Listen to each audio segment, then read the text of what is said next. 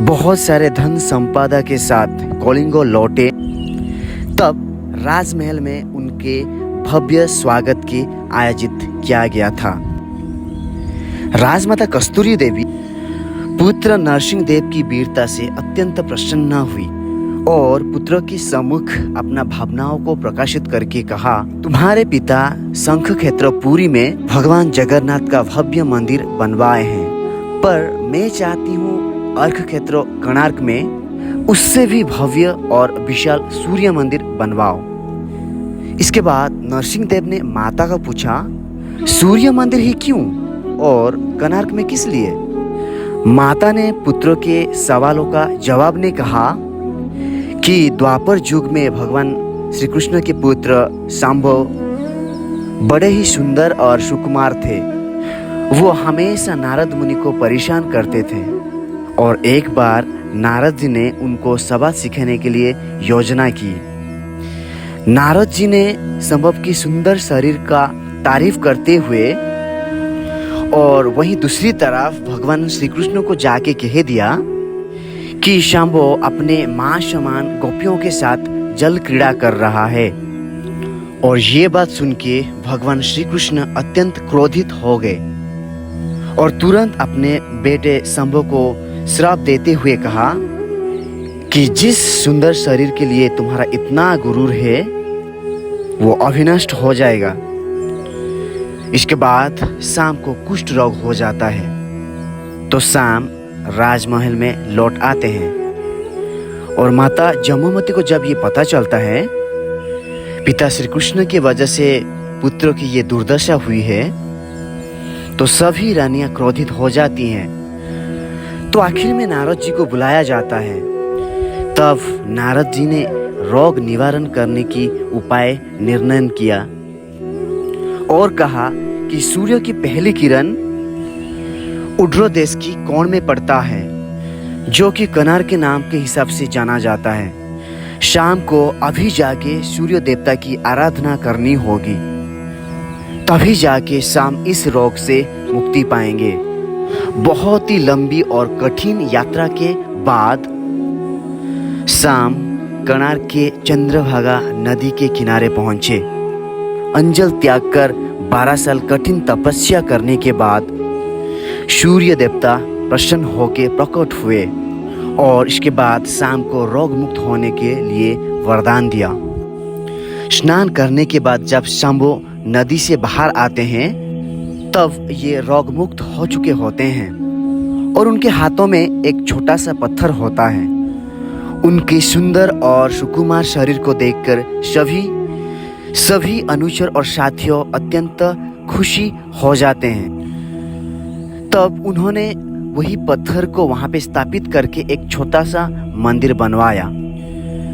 पर जब उन्हें पता चला सूर्य पूजा की विधि विधान किसी को भी पता नहीं है, तब ये चिंतित हो गए और इसके बाद फिर से सूर्य देवता की पूजा में बैठ गए। और तब सूर्य देवता पुनर्प्रकट हुए और शामों के पूछने पर बताए कि दूर पश्चिम देश की शाक्य के मागा ब्राह्मण सूर्य पूजा की विधि विधान जानते हैं।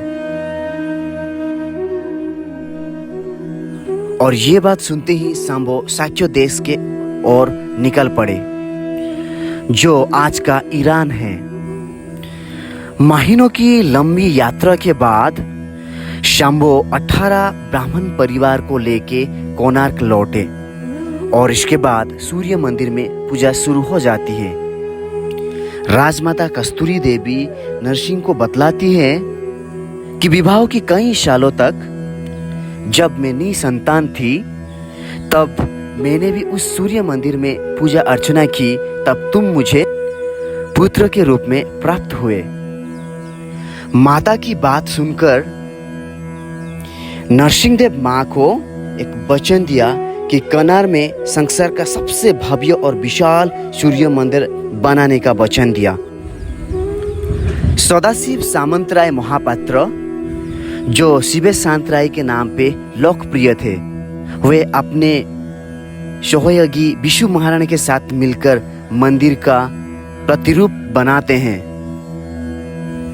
और राजा नरसिंह देव के सम्मुख उस प्रतिरूप को स्थापन करते हैं। तब राजा नरसिंह देव उस मंदिर का प्रतिरूप देख के अभिभूत हो जाते हैं और तुरंत ही मंदिर का निर्माण करने का आदेश देते हैं।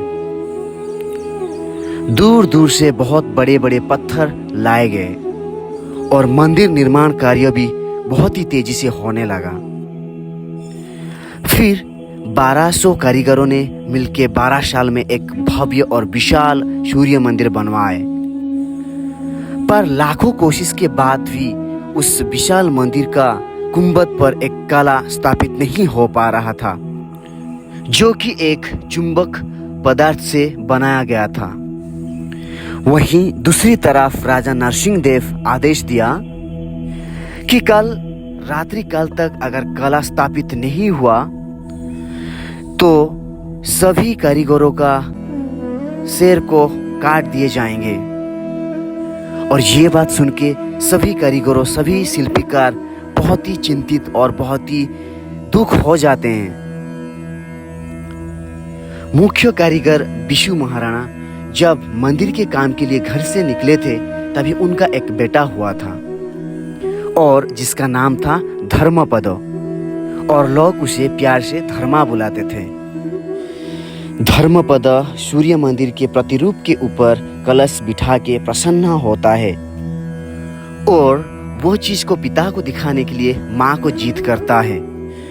माँ अपने बगीचा के कुछ फल पोटली में बांध के उसके हाथ में दे देती है और कहती है अपने कुत्ते बलिया को लेके कोणार्क में जाओ।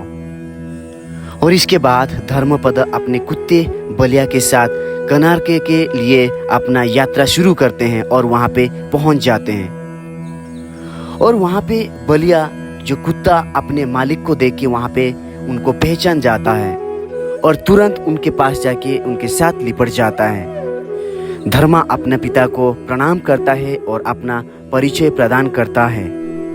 और इसके बाद सभी कारीगरों को वहाँ पे चिंतित होते हुए देखकर धर्मपद उसका कारण पूछता है और कारण जानने के बाद धर्मा अपने पिता को कहता है, आप आज्ञा देंगे तो मैं मंदिर का गुंबद पर अपना कला बिठा सकता हूँ। और ये सुनने के बाद शिवे संतराय धर्मपद को अनुमति दे देते हैं।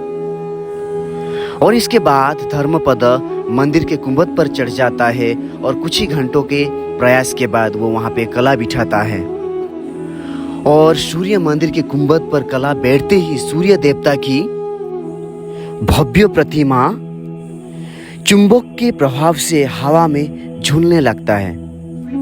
और ये देख के सभी कारीगर बहुत ही खुश हो जाते। सो गाइज, ये था आज का वीडियो कोणार्क टेम्पल के बारे में। और मैंने कोशिश किया है कि पूरा का पूरा कॉर्नर आपको दिखाने के लिए, कोशिश किया है कि पूरा का पूरा इसका हिस्ट्री बताने के लिए। और मुझे उम्मीद है ये वीडियो डेफिनेटली आपको पसंद आया होगा। अगर वीडियो अच्छा लगा तो चैनल को जरूर सब्सक्राइब कर देना और वीडियो को एक लाइक भी कर देना। गाइस, चैनल को सब्सक्राइब करना ना भूलें क्योंकि आपको हर हफ्ते में एक ऐसे नया जगह का अपडेट्स देता रहूँगा। तो चलिए मिलते हैं बहुत ही जल्दी ऐसे कुछ नया जगह के साथ। तब तक अपना ध्यान रखना and thank you so much for watching this video.